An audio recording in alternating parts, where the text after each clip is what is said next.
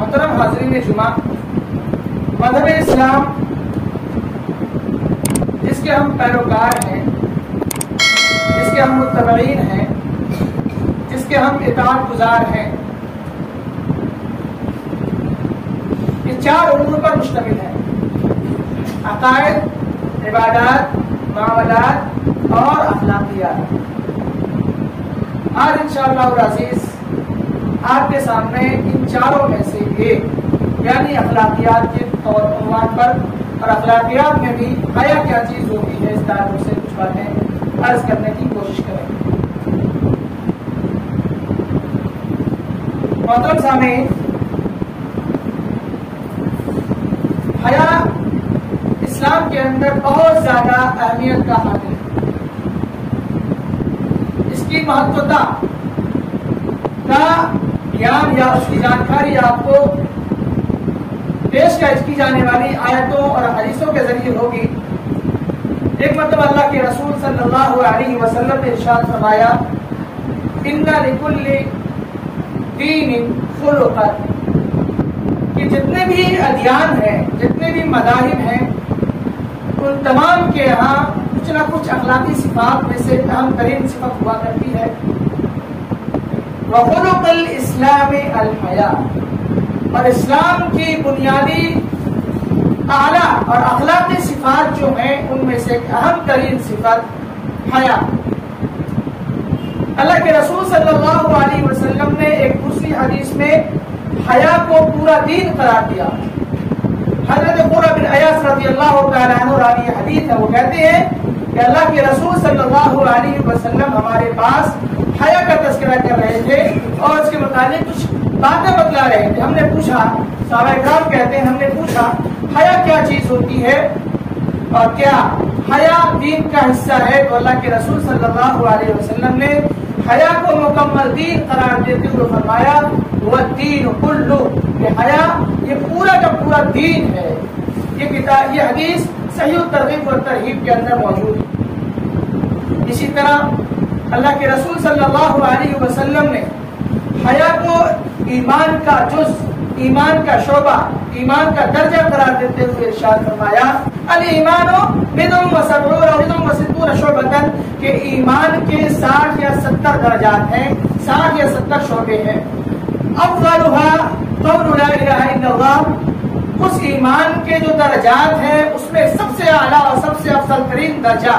سب سے افضل شعبہ جو ہے وہ لا الہ الا اللہ کہنا، یعنی کلمہ توحید کا اقرار کرنا۔ وَأَدْنَاهَا إِمَاطَةُ الْأَذَى عَنِ الطَّرِيقِ، اور سب سے کم تر درجہ ایمان کا یہ ہے کہ ایک انسان راستے میں پڑے ہوئے تکلیف دہ چیز کو ہٹا دے۔ وَالْحَيَاءُ شُعْبَةٌ مِنَ الْإِيمَانِ، اور حیا ایمان کا شعبہ ہے۔ اللہ کے رسول صلی اللہ علیہ وسلم کے ایک صحابی ہیں عبداللہ بن عمر رضی اللہ تعالیٰ عنہ، وہ کہتے ہیں کہ اللہ کے رسول صلی اللہ علیہ وسلم ایک صحابی کے پاس سے گزر رہے تھے، ایک انصاری صحابی کے پاس سے، جو اپنے بھائی کو حیا کے متعلق نصیحت کر رہے تھے اور کہہ رہے تھے کہ تم بہت شرمیلے ہو، فلاں فلاں کام شرم کی وجہ سے نہیں کرتے ہو۔ اللہ کے رسول نے اس انصاری صحابی سے فرمایا: دع، آپ انہیں چھوڑ دیجئے، فإن الحیاء من الایمان، کیونکہ حیا ایمان کا جز ہے، حیا ایمان کا حصہ ہے۔ ایک مرتبہ اللہ کے رسول صلی اللہ علیہ وسلم نے فرمایا کہ حیا اور ایمان دونوں اکٹھے ہیں۔ الحیاء والایمان قرنا جميعا، ایمان اور حیا دونوں ساتھ ساتھ رہنے والی چیزیں ہیں۔ فإذا رفع أحدهما رفع الآخر، جب ان میں سے ایک چیز ختم ہوتی ہے تو دوسری چیز آٹومیٹکلی ختم ہو جاتی ہے۔ یعنی ایک انسان کے اندر سے جب حیا ختم ہو جاتی ہے تو یا تو وہ ایمان سے ہی باہر ہو جاتا ہے یا پھر اس کے دل میں ایمان ناقص رہتا ہے، مکمل طور پر ایمان اس کے یہاں باقی نہیں رہتا، جس کے یہاں حیا باقی نہیں رہتی۔ اللہ کے رسول صلی اللہ علیہ وسلم کی حدیثیں ہمیں یہی بتاتی ہیں۔ اب یہ جانتے ہیں حیا کی اہمیتوں کو جاننے کے بعد تمام حدیث میں یہی پتہ چلا کہ ایمان اگر باقی رکھنا ہے، ایمان اور صاحب ایمان صحیح طور پر رہنا ہے، اسلام اور مذہب اسلام پر صحیح طور پر عمل کرنا ہے، تو آپ کو باحیا بننا پڑے گا، آپ کو لجا کرنی پڑے گی، آپ کو اپنے فطرت میں حیا کو باقی رکھنا پڑے گی۔ اب جانتے ہیں کہ حیا کی تعریف کیا ہے، حیا کسے کہا جاتا ہے، اس کی پریبھاشا یا اس کا ڈیفینیشن کیا ہے۔ تو اس سلسلے میں علامہ ابن حجر رحمہ اللہ نے فتح الباری کے اندر لکھا ہے وہ خلق، یہ ایک ایسی اچھی عادت ہے یحمل علی اتیان الحمید، جو انسان کو بھلے کاموں کی طرف، قابل ستائش کاموں کی طرف، قابل تعریف کاموں کی طرف ابھارے، وترک القبیح، اور برے کاموں سے، ذلت آمیز کاموں سے، اور ایسے کاموں سے جس سے انسانوں کو سماج میں، معاشرے میں رسوائی ہو، ایسے کاموں کو چھوڑنے پر آمادہ کرے، اسے کہتے ہیں حیا۔ پتہ یہ چلا کہ جو شخص باحیا ہوگا، جو شخص حیا والا ہوگا، وہ ان تمام کاموں کو انجام دے گا جو اس کے سر کو اونچا کرے، اس کے ماں باپ کے نام کو بلند کرے، سماج اور معاشرے میں اس کو اچھی نگاہ سے دیکھا جائے، اور اس کے وپریت ان تمام کاموں سے بچے گا جو اس کی، اس کے ماں باپ کی، اس کے خاندان کی، سماج و معاشرے کی اور انسانیت کی ذلت و رسوائی کا سبب ہو۔ ان تمام کاموں سے وہ شخص اجتناب کرے گا اور بچے گا۔ حیا کی اس تعریف کو جان لینے کے بعد آئیے جانتے ہیں کہ حیا کی کتنی قسمیں ہیں۔ حیا بنیادی طور پر دو قسموں پر یا دو پہاڑوں پر آدھارت ہے۔ پہلی قسم ہے فطری حیا، جیسے انسان اپنے شرمگاہ کو فطری طور پر چھپاتا ہے۔ اللہ رب العالمین نے انسانوں کی فطرت میں یہ ودیعت کیا ہے، انسان کی فطرت میں یہ چیز ڈال دی ہے کہ انسان اپنے شرمگاہ اور قابل صدر چیزوں کو، قابل صدر اعضاء کو چھپائے۔ اللہ رب العالمین نے آدم اور حوا علیہ السلام کا قصہ ذکر کرتے ہوئے فرمایا فلما ذاق الشجرہ بدت لهما سوآتهما وطفقا يخصفان عليهما من ورق الجنہ، کہ جب آدم اور حوا علیہ السلام نے اس درخت کا پھل کھا لیا جس درخت کا پھل کھانے سے اللہ رب العالمین نے انہیں روک دیا تھا، تو کیا ہوا؟ بدت لهما سوآتهما، ان کی شرمگاہیں کھل گئی، واضح ہو گئی۔ پھر کیا ہوا؟ وہ شرمانے لگے۔ وطفقا يخصفان عليهما من ورق الجنہ، جنت کے پتوں سے اپنے شرمگاہ کو چھپانے لگے۔ پتہ یہ چلا کہ آدم اور حوا علیہ السلام کی فطرت میں شرمگاہ کو چھپانا ڈال رکھا تھا۔ یہی وجہ ہے کہ اس کی جتنی بھی اولاد قیامت آئے گی، قیامت تک آئے گی، تمام لوگوں کے اندر یہ فطرت ہے، خواہ وہ بچہ ہی کیوں نہ ہو چھوٹا سا، وہ بھی اپنے شرمگاہ کو چھپاتا ہے اور اس کی حفاظت کا ذمہ دار اپنے آپ کو مانتا ہے۔ اسی طرح دوسری مثال ہے کنواری لڑکی کا شرمانا۔ اللہ کے رسول صلی اللہ علیہ وسلم نے فرمایا لا تنکح البکرۃ حتی تستأذن، کہ باکرہ یا کنواری لڑکی کا نکاح اس وقت تک نہ کیا جائے جب تک اس سے اجازت نہ ملی جائے، یعنی اس کے سامنے یہ کہا جائے، ماں باپ یا ذمہ دار یا سرپرست جو بھی ہیں اس لڑکی کے سامنے اس بات کو اسپشٹ کرے کہ تمہارا رشتہ فلاں لڑکے سے کیا جا رہا ہے۔ ہوتا ہی ہے، یہ بھی ایک ستم ہے کہ لڑکیوں سے پوچھنے کا رواج ہمارے یہاں نہیں ہے۔ اللہ کے رسول صلی اللہ علیہ وسلم کے زمانے میں صحابہ اکرام جس لڑکی سے شادی کرنا چاہتے تھے اس سے باضابطہ ملاقات کرتے تھے، لیکن تنہائی میں نہیں، گھر والوں کے ساتھ ملتے تھے، ان سے آپسی خیالات شیئر کر کے ایک دوسرے کے مزاج کو سمجھتے تھے، جب بات بنتی تھی تب نکاح ہوتا تھا۔ لیکن آج کل لڑکیوں سے پوچھنا معیوب ہو گیا ہے، لڑکیوں کے اس حقوق کو بالکل درگور کیا جاتا ہے۔ ماں باپ کی عزت، ماں باپ کا سمان رکھتے ہوئے لڑکیاں بھی جو رشتہ طے کر دیتے ہیں وہاں راضی ہو جاتی ہے اور وہاں اپنی زندگی تیاگ دینے کے لیے تیار ہو جاتی ہے۔ یہ ظلم ہے۔ ماں باپ آپ ہیں،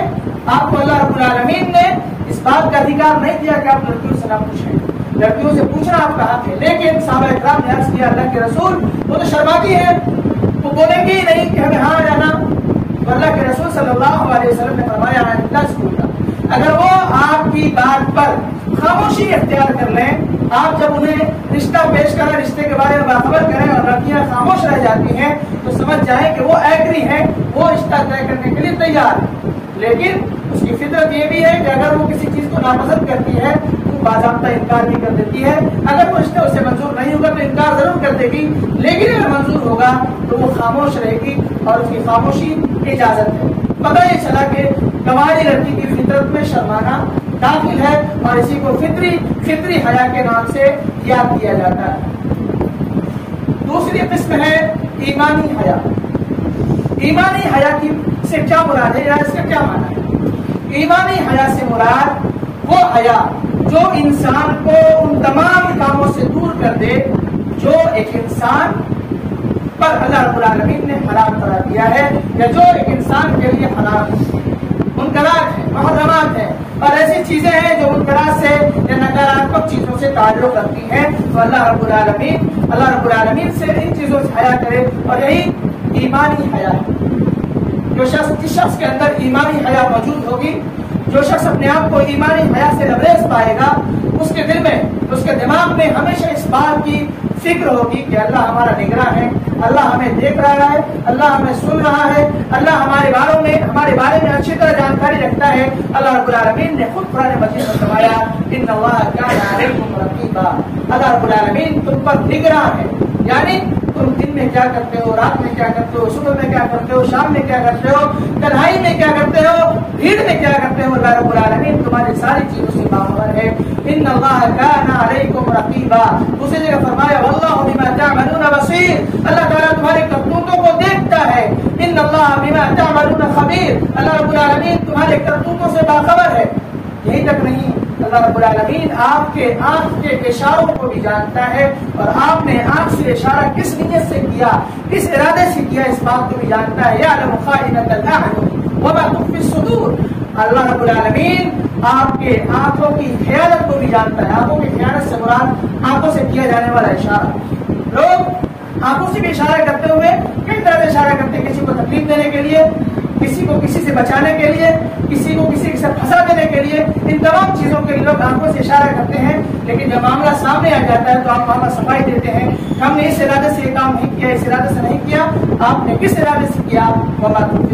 اللہ رب العالمین آپ کے دلوں کے اندر بات کو جانتا ہے کہ آپ نے آنکھوں سے اشارہ کس بات کے لیے کیا۔ لہذا اپنے زندگی میں ان تمام چیزوں کو دیکھیں، غور کریں، اور ان تمام چیزوں کو اپنے عقیدے کا حصہ بنائیں کہ اللہ رب العالمین ہمارا نگراں ہے، ہمارے اعمال سے باخبر ہے، ہمارے اعمال کو دیکھتا ہے، ہمارے دلوں کے بھیدوں کو بھی جانتا ہے۔ وَأَسِرُّوا قَوْلَكُمْ أَوْ اجْهَرُوا بِهِ إِنَّهُ عَلِيمٌ بِذَاتِ الصُّدُورِ، چاہے تم چپکے چپکے کوئی بات کرو یا کھلے طور پر کسی بات کا اعلان کرو، اللہ رب العالمین تمہارے عمل سے باخبر ہے، تمہارے عمل سے وہ جانتا ہے۔ ان تمام ساری باتوں سے ہمارے سامنے یہ اسپشٹ ہوا، یہ واضح ہوا کہ اللہ رب العالمین ہمارا نگراں ہے، اور ان تمام اعتقادات کو جو اپنے دلوں میں، اپنے ذہنوں میں اور اپنے دماغ میں بسا کر برائیوں سے، منکرات سے، محرمات سے، اور اللہ رب العالمین نے جن چیزوں سے انسانوں کو روکا ہے ان تمام چیزوں سے خود کو باز رکھتا ہے، تو اس کے اندر ایمانی حیا موجود ہے۔ حاضرین اکرام،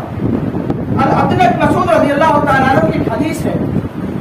کہ اللہ کے رسول صلی اللہ علیہ وسلم نے ارشاد فرمایا استحیوا من اللہ حق الحیا، کہ اللہ رب العالمین سے حیا کرنے کا جو حق ہے اسی طرح اس سے حیا کرو، یعنی اللہ رب العالمین سے کما حق تو حیا کرو۔ عبداللہ بن مسعود رضی اللہ تعالیٰ عنہ کہتے ہیں کہ ہم نے عرض کی اے اللہ کے رسول انا نستحی والحمدللہ، اللہ کا شکر ہے ہم لوگ حیا والے ہیں، یعنی صحابی رسول نے فطری حیا مراد دی۔ اللہ کے رسول صلی اللہ علیہ وسلم ایمانی حیا کی بات کر رہے تھے، اللہ کے رسول صلی اللہ علیہ وسلم نے وضاحت کی نہیں صدق میں اس بات میں جس ایمان کی تم بات، اس حیا کی تم بات کر رہے ہو میں وہ مراد نہیں لے رہا، ولکن الحیاء من اللہ حق الحیاء، اللہ رب العالمین سے کما حق حیا کا مطلب یہ ہے ان تحفظ الرأس وما وعى والبطن وما وحى وما هوى، اور اللہ رب العالمین اللہ کے رسول نے فرمایا وَلْتَذْكُرِ الْمَوْتَ وَالْبَلَى وَمَنْ أَرَادَ الْآخِرَةَ تَرَكَ زِينَةَ الدُّنْيَا فَمَنْ فَعَلَ ذَلِكَ فَقَدِ اسْتَحْيَا مِنَ اللَّهِ حَقَّ الْحَيَاءِ، میری مراد جو حیا سے ہے وہ یہ کہ تم سر کی اور سر کے اندر جو اعضاء جسمانی موجود ہے اس کی حفاظت کرو، یعنی سر دماغ کے اندر خرافات مت پیدا کریں، دماغ کے اندر برے خیالات مت پیدا کریں، دماغ کو بدگمانی کا شکار نہ بنائیں، دماغ کو کسی کے سلسلے میں برے سوچ رکھنے سے خود کو محفوظ رکھیں۔ وما وا سے مراد ناک، کان، آنکھ، زبان اور یہ تمام ساری چیزیں جو چہرے سے متعلق ہے ان تمام کو محفوظ رکھو، یعنی آنکھوں کو بری چیزوں کو دیکھنے سے محفوظ رکھو، کانوں کو بری چیزوں کو سننے سے روکو، ناکوں کو بری چیزیں سونگنے سے روکو۔ آپ تعجب کریں گے بری چیزیں کیا سونگی جاتی ہیں؟ افیون جسے کہتے ہیں، ہیروئن جیسی کہتے ہیں، جسے سونگ کر لوگ نشہ کرتے ہیں اور مدہوش ہو جاتے ہیں، ایسی چیزوں کو سونگنے سے اپنے آپ کو محفوظ رکھو۔ زبان کی حفاظت کرو، مطلب یہ ہے کہ زبان سے کسی کو تکلیف نہ دو، زبان سے کسی کے سلسلے میں غیبت نہ کرو، زبان سے ایسی باتیں نہ کرو جو اللہ رب العالمین کو ناراض کرنے والا ہو، زبان سے ایسی باتیں نہ کرو جو کسی بھائی کو تکلیف دینے والی بات ہو، زبان سے چغلخوری نہ کرو، زبان سے گالی گلوچ نہ کرو، اور جھگڑا کرتے ہوئے ایسی باتیں نہ کہہ جاؤ جو کسی کو ٹھیس پہنچائے، کسی کے آتما کو آہت کرے، ایسی چیزوں سے زبان کو محفوظ رکھو۔ ان تحفظ الراس وما وعى، یہ دو جملہ ہے، لیکن دو جملے کے اندر یا دو لفظ کے اندر اللہ کے رسول صلی اللہ علیہ وسلم نے کتنی عظیم باتیں کہہ دی، کتنا بڑا پیغام دے دیا، ہم آپ اندازہ لگا سکتے ہیں۔ اور یہ حیا ایمانی کی دلیل ہے، ایمانی حیا کی یہ دلیل ہے کہ آپ اپنے سر کو اور سر کے اندر موجود جو جسمانی پارٹ تمام چیزوں کو منکرات سے محفوظ رکھیں۔ والبطن وما حوى، پیٹ اور پیٹ کے اندر جو چیزیں ہیں، پیٹ کے آس پاس جو چیزیں ہیں اس کو محفوظ رکھیں، اس کی حفاظت کرو۔ پیٹ کی حفاظت سے مراد حرام دانے اس میں نہ ڈالو۔ دو چیزیں ہو سکتی ہیں، دو طریقے سے حرام پیسے لوگ ڈالتے ہیں۔ ایک یہ کہ آپ حلال طریقے سے پیسے کمائیں اور اس کو حرام چیزوں میں ڈال دیں، جیسے آپ شراب پینا شروع کر دیں، محنت سے کماتے ہیں، آپ پورے دن محنت سے کماتے ہیں، رکشے چلاتے ہیں، مزدوریاں کرتے ہیں، کسی کی دکان پہ کھٹتے ہیں، کہیں کمپنی میں جاب کرتے ہیں، اور جب آپ کے پاس پیسے ہوتے ہیں جو آپ کی محنت کی کمائی ہوتی ہے، آپ کا حلال پیسہ ہوتا ہے، اس کو آپ شراب میں، گٹکے میں، بیڑی میں، پان میں، سگریٹ میں اور ان تمام ساری چیزوں میں خرچ کرتے ہیں جس کو اللہ کے رسول صلی اللہ علیہ وسلم نے حرام قرار دیا، جس کے سلسلے میں اللہ رب العالمین نے فرمایا یحل لهم الطیبات ویحرم علیہم الخبائث، کہ اللہ کے رسول صلی اللہ علیہ وسلم اپنی امت کے لیے پاکیزہ چیزوں کو حلال قرار دیتے ہیں اور خبیث چیزوں کو حرام قرار دیتے ہیں۔ ہمارا اور آپ کا ایمان زندہ ہے، اور ہمارے اندر اگر زندگی موجود ہے، دل کی زندگی موجود ہے، تو آپ محسوس کیجئے کہ آپ جو پان کھاتے ہیں، نشیلا پان، آپ جو گٹکا کھاتے ہیں، آپ جو گل کرتے ہیں، آپ جو سگریٹ نوشی کرتے ہیں، ان تمام ساری چیزوں کو خبیث میں رکھیں گے یا طیب میں رکھیں گے، پاکیزہ چیزوں میں اس کو رکھیں گے یا پھر ناپاک چیزوں کی کیٹیگری میں اس کو شامل کریں گے۔ اگر ہمارا اور آپ کا دل زندہ ہے تو اپنے آپ کا محاسبہ کر سکتے ہیں، انالائسس کر سکتے ہیں، اور پھر ایک نتیجہ نکال سکتے ہیں کہ کون سی چیزیں خبیث ہیں، کون سی چیزیں صحیح ہیں۔ وہ چیزیں جسے آپ گھر بار چھوڑ کر یہاں آئے، یہاں آ کر کمایا، محنت سے کمایا اور جیتی جان لگا کر کمایا، ان پیسوں کو آپ نے دریا برد کر دیا، ان پیسوں کو آپ نے حرام خوری میں لگا دیا۔ اللہ رب العالمین کے واسطے اپنی محنت کی قدر کیجیے، اپنی محنت کی قدر کیجیے۔ آپ کے وہ پیسے جو حقیر رقم میں نشیلی چیزوں میں خرچ ہوتے ہیں، اللہ رب العالمین ہمیں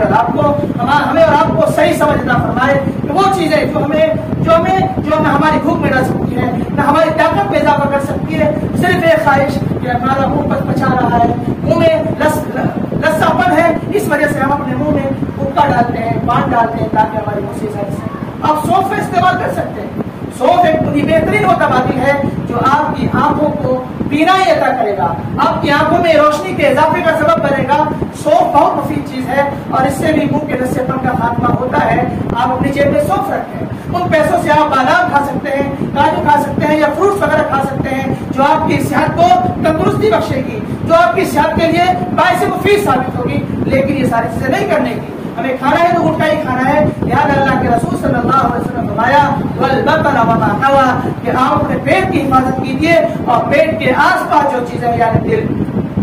شرمگاہ پیٹ کے آس پاس ہی ہے، ان تمام ساری چیزوں کو اپنے حفاظت میں رکھیے، ان تمام ساری چیزوں کا صحیح استعمال کیجیے۔ دل کے اندر گندے خیالات، برے خیالات اور ایسے خیالات نہ پیدا کیجیے جو اللہ رب العالمین کے غضب کو دعوت دینے والے ہوں۔ کسی کے سلسلے میں اپنے دل میں حسد مت رکھیے، کسی کے سلسلے میں اپنے دل میں کینہ مت رکھیے، کسی کے سلسلے میں اپنے دل میں برے خیالات مت رکھیے، کیونکہ یہ ساری چیزیں ایسی ہیں جو اگر آپ کے اندر موجود ہے تو آپ کے اندر حیا نہیں ہے۔ اللہ کے رسول صلی اللہ علیہ وسلم نے اپنی حدیث میں اسی بات کا پیغام دیا ہے والبطن وما حوى۔ دوسرا یہ کہ آپ پیسے ہی حرام طریقے سے کھائیں، لیکن اسے چاہے آپ زمزم کیوں نہ پیئیں، وہ حرام ہے۔ اس پہ حرام پیسے سے، حرام ذریعے سے جو آپ نے پیسے کمائے، سود کے ذریعے، غصب کے ذریعے، کسی سے چھین چھپٹ کے ذریعے، ناجائز قبضہ کر کے اس سے بھرا کمانے کے ذریعے، یہ ساری چیزیں ایسی ہیں جس سے آپ پیسے کماتے ہیں، اور پیسے کما کر آپ چاہے آب زمزم کھائیں، پیے یا پھر اجوا کھجور کھائیں، پاکیزہ سے پاکیزہ چیزیں آپ خرید کر کھائیں، یقیناً وہ چیز آپ کے لیے حرام ہے، آپ کے لیے ناجائز ہے، آپ کے لیے بالکل مناسب نہیں ہے کہ ان چیزوں کا استعمال آپ کریں۔ وہ چیزیں آپ کے لیے جائز ہے، لیکن چونکہ آپ نے ان چیزوں کو حرام طریقے سے خریدا ہے، حرام مال سے خریدا ہے، لہذا آپ کو حرام مال کی کمائی کو ترک کرنا ہوگا، تبھی جا کر آپ کے اندر حیا ایمانی پائی جائے گی، ایمانی حیا آپ کے اندر پائی جائے گی۔ اللہ رب العالمین ہمیں توفیق سے نوازے۔ اللہ کے رسول صلی اللہ علیہ وسلم نے مزید فرمایا وَلْتَذْكُرِ الْمَوْتَ وَالْبَلَا، موت کو یاد کرو اور قبر کے اندر جانے کے بعد انسان کا جس بوسیدگی کا،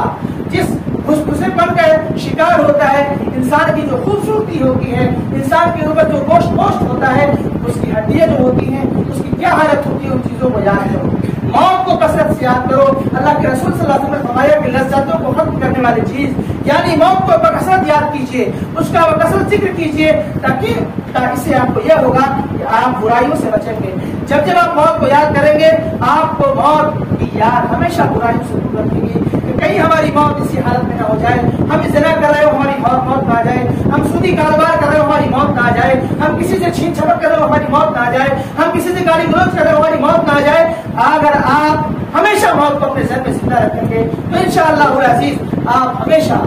برائیوں سے اور ہر قسم کے سیاحت سے محفوظ رہیں گے۔ اسی طرح آپ مردوں کو گاڑنے جاتے ہیں تو قبر کھودتے وقت گاؤں میں دیکھا ہوگا کہ ہڈیاں خوشبوسی ہو جاتی ہیں۔ ان چیزوں کو یاد کیجیے کہ ہماری بھی حالت یہی ہونے والی ہے، ہمیں بھی ان دنوں سے گزرنا ہے۔ ہم جس خوبصورت جسم کے لیے بہت طرح کی نمائشیں کرتے ہیں، سیلون میں جا کر طرح طرح سے سجاتے ہیں، تمام ساری چیزیں ایسی ہیں جو قبر کے حوالے ہو جانی ہے۔ لہٰذا ان چیزوں کو جب یاد کریں گے تو آخرت کی فکر آپ کے اندر پیدا ہوگی۔ اسی وجہ سے اللہ کے رسول صلی اللہ علیہ وسلم نے فرمایا من اراد الآخرہ ترک زینت الدنیا، جو شخص آخرت کی خواہش رکھتا ہے، آخرت میں اپنی سربلندی کی خواہش مند ہے، آخرت میں اپنی ترقی کا خواہش مند ہے، جنت میں اعلیٰ درجہ پانے کا خواہش مند ہے، اور وترک زینت الدنیا، دنیا کی خوبصورتی سے جان چھڑانے کی کوشش کرتا ہے، دنیا کی خوبصورتی کو ترک کرتا ہے، دنیا کو بس اتنا کماتا ہے اس کے دو ٹائم کی روٹی چل جائے، ان کے بچوں کی پڑھائی کا انتظام ہو جائے اور وہ خوشی بغیر محتاجگی کی زندگی گزار لے، صرف اتنی دنیا کی کوشش کرتا ہے۔ تو اللہ رب العالمین نے اللہ کے رسول نے ایسے لوگوں کو فرمایا فمن فعل ذلک، جس کی زندگی اس نہج پر ہوگی، جس کی زندگی اس روشنی میں گزرے گی، جس کی زندگی اس طریقے پر گزرے گی کہ وہ اپنے آپ کو، اپنے ذہن کو محفوظ رکھے گا، اپنی آنکھوں اور کانوں کو محفوظ رکھے گا، اپنی ناکوں کو محفوظ رکھے گا، اپنے پیٹ میں حرام دانے کو جانے سے محفوظ رکھے گا، اپنے شرمگاہوں کی حفاظت کرے گا، دلوں میں گندے خیالات پیدا کرنے سے خود کو محفوظ رکھے گا، اسی طرح سے دنیاوی زندگی پر آخرت کو ترجیح دے گا۔ یہ تمام ساری صفات ایسی ہیں جس کے اندر یہ چیزیں پائی جائیں گی۔ فمن استحیا من اللہ حق الحیا، تو یہ وہ افراد ہیں جس نے اللہ رب العالمین سے، جنہوں نے اللہ رب العالمین سے کما حق و حیا کی۔ اللہ رب العالمین سے دعا کرتے ہیں کہ اللہ تعالیٰ ہمیں کہنے سننے سے زیادہ عمل کی توفیق عطا فرمائے اور ایسا باشعار باحیا بنائے جیسا اللہ کے رسول صلی اللہ علیہ وسلم نے ہمیں ترغیب کی ہے، ہمیں بتایا ہے۔ ہم انشاءاللہ العزیز آگے کے خطبوں میں انشاءاللہ اسی تعلق سے کچھ اور باتیں ذکر کریں گے کہ کون سی ایسی حیا ہے جو قابل ستائش ہے، قابل تعریف ہے، کون سی ایسی بے حیائی ہے جو ہمیشہ مذمت کے لائق ہے اور ہمیشہ اس پر لعنتیں برستی ہیں۔ اللہ رب العالمین ہمیں توفیق سے نوازے اور موقع فراہم کرے کہ آپ کے سامنے تمام ساری چیزوں کو ریلیٹ کروں، ان تمام ساری چیزوں کو وضاحت کے ساتھ آپ کے سامنے رکھوں تاکہ ہم باحیا بنیں، صحیح معنوں میں ایمانی حیا ہمارے اندر آئے، تاکہ اللہ رب العالمین اس کے نتیجے میں ہماری دنیا بھی سنوار دے اور ہماری آخرت بھی سنوار دے۔ اللہ رب العالمین سے دعا کرتے ہیں کہ اللہ تعالیٰ جب تک دنیا میں زندہ رکھے، ثواب میں زندہ رکھے، جب ہمارا خاتمہ ہو اقول قولي هذا استغفر الله لي ولكم ولسائر المسلمين فاستغفروه انه هو الغفور الرحيم۔